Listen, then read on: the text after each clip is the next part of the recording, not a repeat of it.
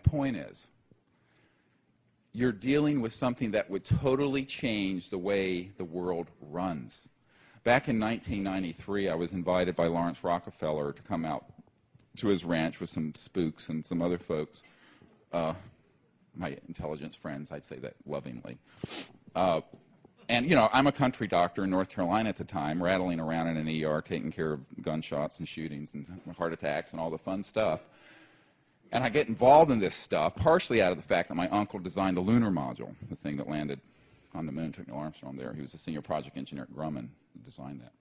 And I thought, well, you know, here we go. So I'm going to go out here and I'll meet with these guys and see, you know, what's going on. And one night, Lawrence takes me out, and, of course, they have the original of everything. So the original Remington that has the Native American with the headdress with his arms outstretched to the sky, it's beautiful. It was there on this deck. And we went out there by ourselves. He says, well, Dr. Greer, you know that no aspect of life on Earth will be unaltered once this comes out. So profound are the implications. I said, I know, Lawrence. That's why it's so damn secret, and also so illegally secret. It couldn't be legal with the President and the Congress and the right people knowing about it and keep it secret. It has to be an unacknowledged special access project. Memorize it, USAP. That's what they're really called, if you ever hear it. And they are unacknowledged. They're not acknowledged to anyone unless you're in the project. And I told Mr. Rockefeller, I said, yeah, but you know what? This has been going on for decades. And now the world is beginning to stew in its own juices environmentally. And we're going to, the chickens, and this is 93, long before 2001 and the 9/11 event. And I said the chickens will come home to roost if we maintain this status quo where the zero-sum game of fossil fuels necessitates the impoverishment of at least 80% of the world's population. You think I'm kidding? CNN today reported China being industrialized, moving into the oil and commodities markets. If you think gas is expensive now, wait 5 or 10 years. You'll be lucky if you can buy it for $10 a gallon. It is a serious problem, and the only way to maintain the zero-sum game that we have of energy supplies is to keep this subject secret, make you people think that this is all hooey and nonsense, because the shills that are in the media who are on the payroll, like this, believe me, I know who they are, of these secret operations, will make this sound like so much nonsense when in reality they know it's true. In 2001, as you know, prior to the 9/11 event, we had a large press conference in Washington. That's available for free. Anyone who wants to see it, download it, take it, put it on your cable access station. We had 20 or 22 military and intelligence witnesses there, National Press Club ballroom, packed with every network in the world. By the way, it was viewed live by around 500,000 people. It was the largest webcast in the history of the Internet. Not the history of the National Press Club, of the Internet. That's how much interest there is, even though this subject doesn't matter, you see. But there's enormous interest. It ended up getting covered briefly by networks all over the world and then was taken down. The shills, the national security control levers were being pulled heavily. And a little tidbit, that first hour of that webcast, as you can see in its entirety, because thank God we recorded it as well as broadcast it, was jammed externally by NSA. This I have on direct sources. So that's why the people who tried to get on, hundreds of thousands of people, saw nothing for the first hour because it was jammed electronically. Anyway, this is the hottest subject there is. It is the crown jewel of the secret, shadowy government that Senator Inouye refers to in the Iran-Contra hearings when he says that, and when Eisenhower says, beware the military-industrial complex, he, a 5-star general and conservative Republican 2-term president. It's because they knew that there was a kleptocracy of corporate and financial interests that had infected or invaded like a cancer our body politic, our institutions, our media, to keep things secret that would upset the apple cart of who really runs the show. And you got a couple hundred interlocking big corporations and individuals involved with those who run the show. It is not the President of the United States, and it most certainly is not the Congress. And anyone who tells you otherwise is in a fairy tale. Doesn't happen. I've met with some of these people who are in this group. About 40 or 45% of them want us to succeed. They do. But when Bill Colby was going to reach out to us, CI Director Colby was going to reach out to us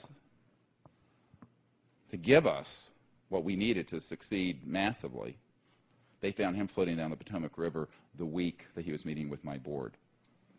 True. I don't say that publicly often. I'll say it here. Times is late in the game. Might as well put it out there. So it is difficult to overstate the significance of this and what has been done to keep it secret. I, a few years ago, was asked to brief President Clinton's first CIA director about this. The cover story was a dinner party at a townhouse in Arlington.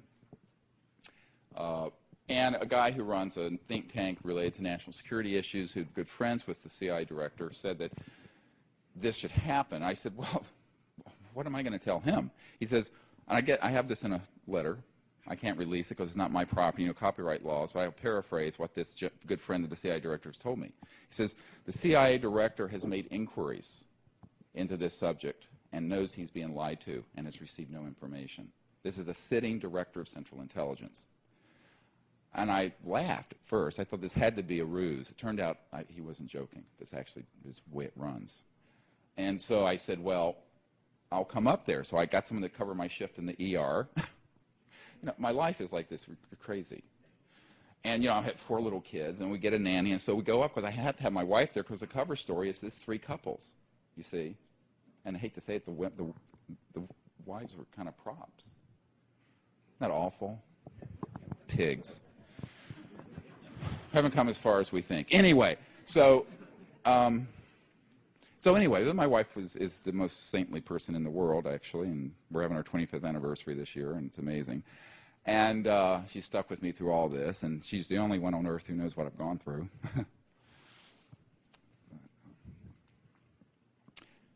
It's hard.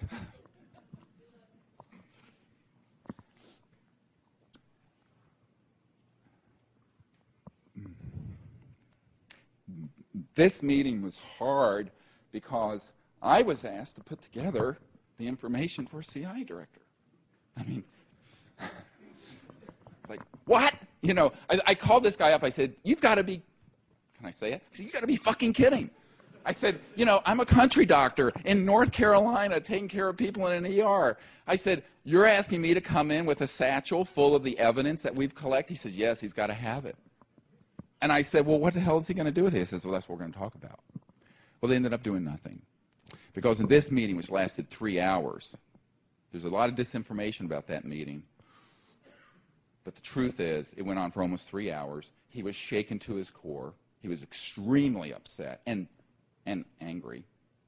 But I think what was the prevailing sense was that here you had the President of the United States, his inner circle, a sitting CIA director, and some other folks that I'd gotten access to through just networking. And they were all being shut out of the truth, and they knew it. And what I discovered is that your rank has nothing to do with whether or not you're going to know about this. You think that because you got 4 stars on your lapel that you're going to automatically know about this. Not true. Because I've met with people who are at that level. I've briefed the head of intelligence for the Joint Chiefs of Staff, J2. I've briefed the head of the Defense Intelligence Agency extensively, 2 of them. And they will attempt to make inquiries into the chain of command. One of them, who I won't name here, went over to his shelf, the big corner office that DIA head has at the Pentagon. And I had my military advisor and escort with me and a couple other folks. And he went over to his shelf and he took off a little E.T. doll, like you'd get at, a 5 and dime store. He says, this is all I've gotten for my inquiry into the subject. True story. I went, Mother of God, you got to be kidding. It's the head of the DIA. And what was interesting, because I said, well, sir, there are certainly people on your staff who know about this. But they don't want you to know. He says, well, I can't believe that. I said, I'm sure there are people on your senior staff.